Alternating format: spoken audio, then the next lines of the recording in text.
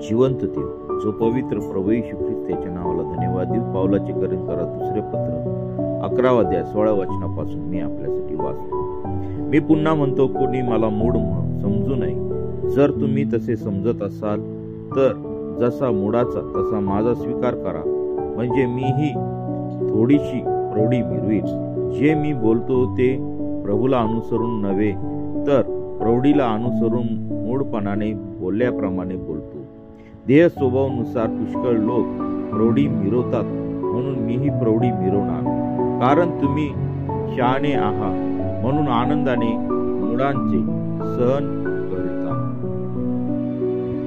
कारण कोणी तुम्हाला गुलामगिरीत लोटले, तुम्हाला खाऊन टाकले, तुम्हाला अंकित केले, स्वतःला कोणी उच्च केले, कोणी तुमच्या तोंडात मारले, तर ते सगळे तुम्ही सहन करिता. वाचलेले वचन देवा